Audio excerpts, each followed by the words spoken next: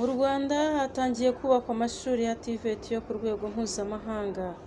Urwego rw'igihugu rushinzwe amashuri ya tekinike, imyuga n'ubumenyingiro RTB ruratangaza ko rwatangiye igikorwa cyo kubaka ibigo by'amashuri y'icyitegererezo ya TVET Centers of Excellence ari ku rwego nk'urw'i Burayi mu rwego rwo gukomeza gushaka ibisubizo by'uko u Rwanda n'Abanyarwanda bajya bahangana ku rwego mpuzamahanga. Biteganyijwe ko hazubakwa ibigo by'amashuri 30 by'icyitegererezo kimwe muri buri karere, bikazafasha Abanyarwanda kutongera kujya gushaka byinshi mu bikoresho mu bihugu nk'Ubushinwa na Koreya kuko bazajya babibonera mu Rwanda.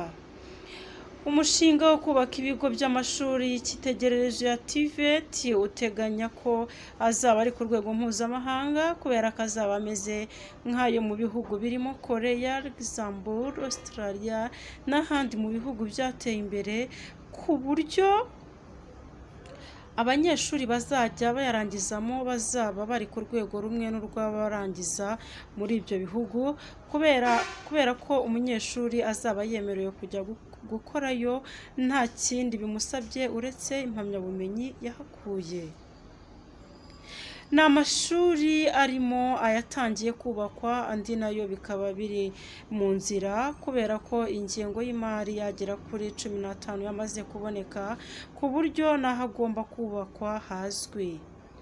Aya mashuri azajya yigamo abana batsinze neza kurusha abandi mu kizamini cya leta gisoza amashuri y'icyiciro rusange, bakazajya batanga amasomo azibanda cyane kuri tekinoloji mu ndimi z'amahanga, tekinoloji igezweho mu nzego zitandukanye zirimo ikoranabuhanga, ubuhinzi n'ubworozi, ubwubatsi, kubyaza umusaruro ibyuma n'ibindi. Umuyobozi mukuru wa RTB Paul Umukunzi avuga ko imirimo yo kubaka amwe muri ayo mashuri igeze ku kigero cya 20%, ariko ko nibura umwaka utaha 2026 uzajya kurangira hamaze kubakwa nibura 8 kubera ko amafaranga y'ibishushanyo mbonera bihari.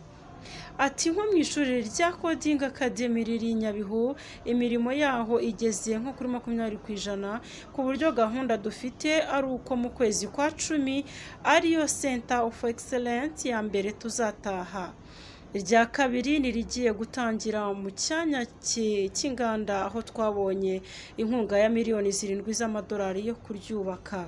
Hagiye gutegurwa ibijyanye no gusiza, mu gihe cy'umwaka umwe n'igice tuzaba twamaze kuritaha.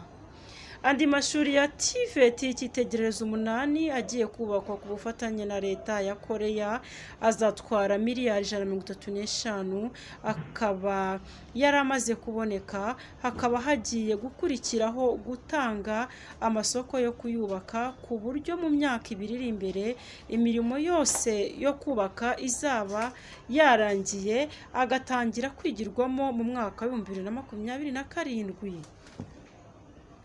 Hari andi mashuri 3 nayo agomba kubakwa ku bufatanye na leta ya Luxembourg azibanda ku kwigisha ibijyanye n'ubuhinzi n'ubworozi. Amasoko y'Imirimo yo kuyubaka yamaze gushyira hanze kugira ngo apiganirwe akazuzura atwaye miliyoni 30 z'amayero, bikaba biteganyijwe ko nayo mu myaka 2 iri imbere azaba yuzuye agatahwa.